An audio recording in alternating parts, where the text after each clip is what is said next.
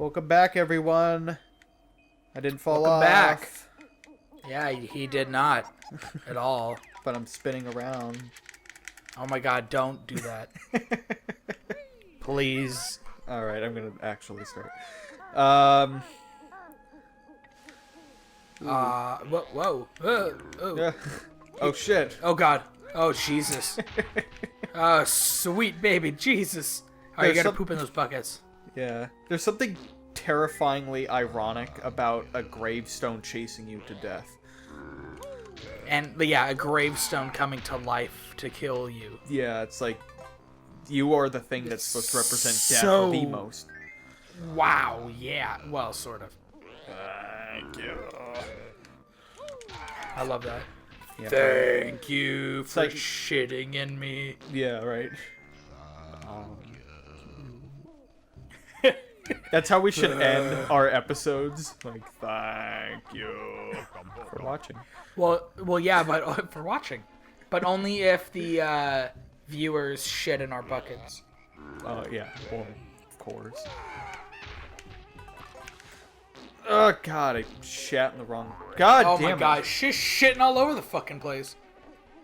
All right, I'm gonna actually try. Kazooie, control your asshole. Right.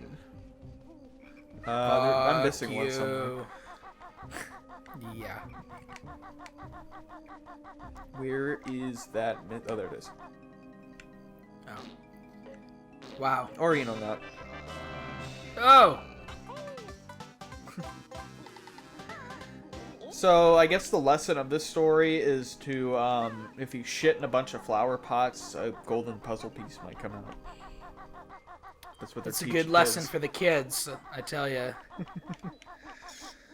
Oh. Yeah. Jesus. Oh, you gotta break that, yeah. Yeah, I forgot if I break it or I just jump through. Oh, I just jumped through. Oh, yeah. I'll get those feathers, yeah. Yeah. Whoa, need that these, was a close one.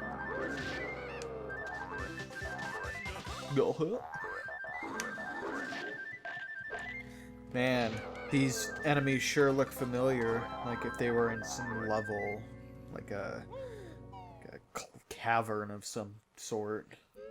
Yeah, like an underwater cavern. Who had an amazing butthole. Oh, God, his butthole is amazing. we Clinker, will not... if you're listening, oh my god, your butthole. Oh god, that's right, they can go through the walls. I remember, you know where I learned that you can kill the green ghosts with the, what was that? Oh. What? With the, golden feather? How? Or what? It was the John Lovitz tape. Oh. Thank you, John Lovitz. I know we keep talking about the fucking... Yeah, John Lovitz saved my life. I love it in your tips. that was a stretch, but I made it work. Tips! It sounded like you were, like, physically hurting saying that. It hurt a little. Yeah. Oh, God, it hurt a little, but I'm alright. Man, I love when they put these one notes, like, just by themselves. And by love it, I mean I don't love it. I don't John Lovitz. Dude, John Lovitz. Oh. Oh. I can't remember which one it was, but I named one of the episodes John Lovinitz. It should be one that has nothing to do with John Lovitz, but it's like, well, we want to like keep supporting who you are, so we're gonna just name this unrelated John Lovitz episode after John Lovitz. It's gonna be really awkward. We make all these episodes and then he like dies next week. Oh no. I know. I mean, I'm upset about it too. I'm just saying it's gonna be really messed up. You say like it's gonna happen, like you know. I'm not gonna say that I know the future or anything. I'm just saying it's an unfortunate situation. I'm not happy about it. You shouldn't be happy about it. Oh, I got it in. It doesn't do anything, but I just wanted to... Hoops! Man, Kobe. Nintendo Brothers is sponsored by the National Basketball Association and the Lakers. Thank you, Lakers, for suddenly becoming the Clippers and vice versa. I think the only point of that room, because isn't that where you go in as a pumpkin, right? Yeah, it flushes you down. But I think also that's where the green egg. If I'm not mistaken, I think the green egg just kind of appears in that toilet. Yeah, that was. I think I seem to remember that. I know I don't shut the fuck up about these eggs, but seriously, it's super interesting. It's like you're diving into a childhood conspiracy. Like, what were these eggs about? Yeah. You're like, what is stop and swap? What does that mean? It's got to be some sort of fucking code. There we go. Speaking of conspiracies, didn't Joe ask you recently for a picture of your conspiracy board, just like out of nowhere? Yeah, he did. Because Steven has a conspiracy board in his bedroom, and it's like, basically think of a conspiracy board. Like a typical board. That's what it is. Yeah. Yeah, like someone who has this like dedication, to like who really did 9/11 or something like that. Yeah, some guy. Oh well, okay. Well, but, I mean, that's one, or who in my case, who killed John F. K. It's like John F. K. Yeah, I just realized I said John F. K. Well, I mean, you're not wrong. Yeah, I mean, I'm right, but I've just never used that combination ever. Real quick, can we just start that? Can we start calling him John F. K.? It's been enough time, right? We're good. I feel like it, it's time to change it up, like JFK. So Steven has this cork board with, like, actual, like, yarn connecting, push pins with like Illuminati symbols and, who really killed JFK and pictures of John Lennon and, shit like that. George W. It's Bush really, and stuff, yeah. It's really, really funny. If you do show that picture, though, you're gonna have to censor a little bit of that because there is, I think, a little bit of like personal information on there. Because I at one point I just started like, God, Jesus. At one point I started putting stuff like invitations on there with like addresses, so it might be. Yeah. Make sure you. No, I'm gonna ruin your life. Or ruin the lives of others. The lives of others. Oh, I love that movie. No, it's for me. Well, thanks for spoiling the whole movie to everyone. Okay, so first of all, if you haven't seen the movie The Lives of Others, starring whoever the fuck, please turn this episode off now and go watch it. But we watched that movie as a part of one of our computer science classes, like, because Steven and I both took computer science, but at different time. He's still in it. I'm graduated, but we had to watch that fucking movie for like no reason, basically. Yeah, it really didn't have much to do with anything, like. But the whole fucking movie. So the movie is about East and West Berlin, the whole thing after World War II. Surveillance, like kind of like the technology that brings up surveillance and bugging people's apartments and houses, and an uprising, all that shit. Yeah. And this guy who was kind of he's part of like the East Berlin policing thing that kind of like has surveillance on people that might be like the KGB. Or exactly. KGB? No, it's not, because the KGB's Russian, right? And this was East Berlin or East Germany or whatever. But yeah, it was this guy, and for some reason this guy, he starts there's this dude who's like a playwright or something, or a writer, and he's assigned to kind of like put him under surveillance and kind of check to see what he's up to and stuff. And then eventually he, and along with like other of his friends, start to actually say like, oh, I want to write this play or whatever about By the way, I'm going off memory, and I smoked a lot of weed in college, so I kind of don't really remember too much about the movie. Well, I would love to hear your... class is boring. Yeah, I was going to say, I'd love to hear your interpretation of it, even if it wasn't right, you know?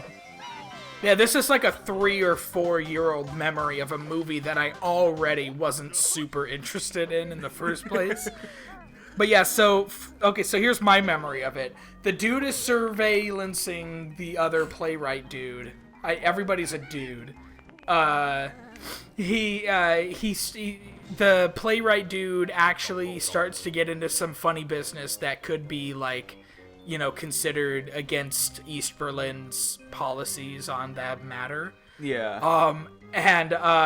But he doesn't do anything about it. The surveillance dude, he decides not to turn him in or whatever, and he's just kind of like listening to his life and stuff like that. And then he starts to realize, oh shit, maybe we're the assholes or whatever, right?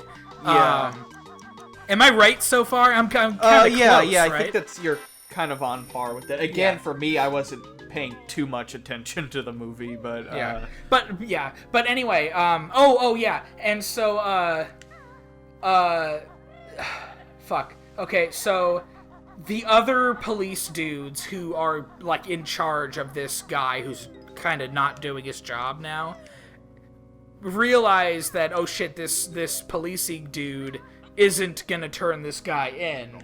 So we got a fucking problem, right? And so shit starts kind of hitting the fan and everything, and then eventually, you know, playwright dude gets off with it. He goes away.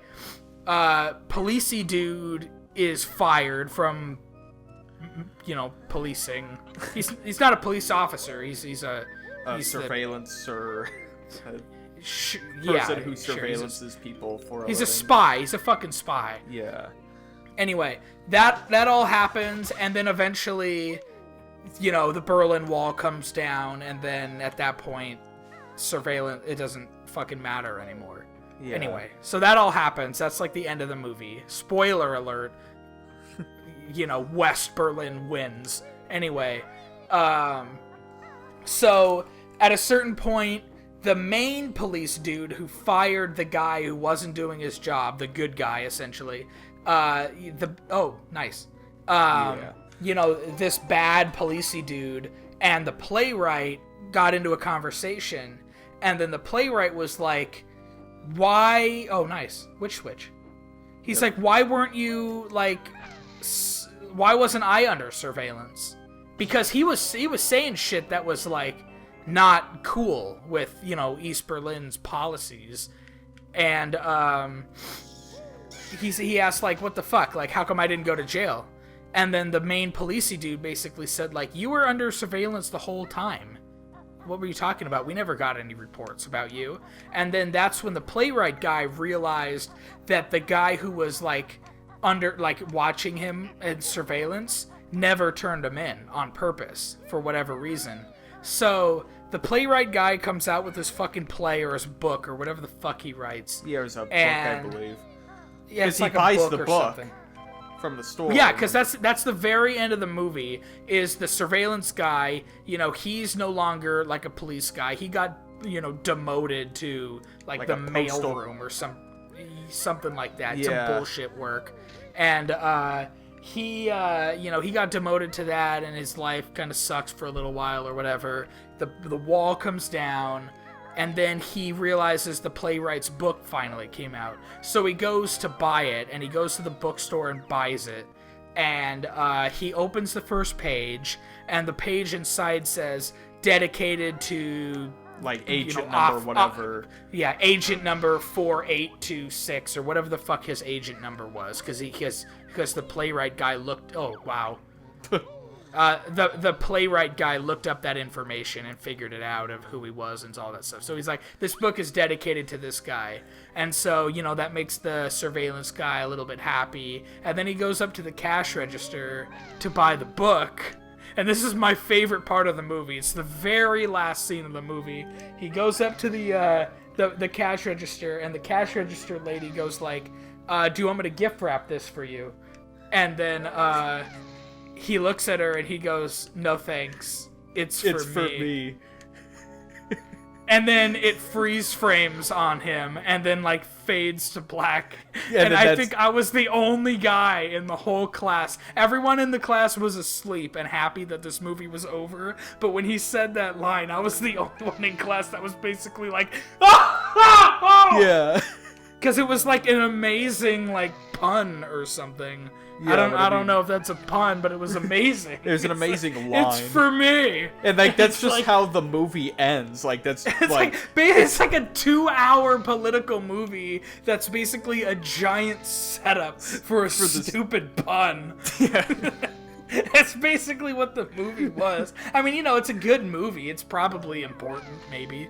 But, you know, it's just like that final line. And not just the line, but the way it, like, freeze frames and then fades to black is so fucking stupid and awesome. I loved it so much. Please go watch it and don't skip to the end. Watch the whole. You have to be invested in the entire movie because it's so political and it's so, you know, it seems important, and then it's all a setup for a stupid pun, like one at line the very end of the movie. Which, I mean, I would, you know, it's worth leading up to it, you know? It's sort of like if someone was telling you a 2-hour joke, and it just led up to, like, a really shitty punchline, but he didn't know that it was a joke to begin with. Like... Yeah, exactly. Like, that's what that's like. But yeah, like anyway, you said, so, I mean... So that's my 4-year-old stoner review of watching The Lives of Others in a computer science class. Which, by the way, Cal Poly Pomona, if you're watching this, please don't take my degree away, because I believe the statute of limitations on smoking marijuana is, like, past. So, it was anyway, it was... I got it from... Yeah, I had a medical reason. I had night blindness. At night, I couldn't see. It was very scary. Anyway, that's the end of the episode, by the way. I mean... Yeah, we kind of had to stretch it a little bit long there just so that we could get you into the whole Lives of Others realm. Probably not going to be our best episode, but... But it happened, you know. Like it's you know what, let's just accept it. Let's just move on. Yeah, just like I'm moving on from this church room. Yeah, but you're doing great, by the way. Thank you. Yeah. Now get the fuck out. Thank you for watching.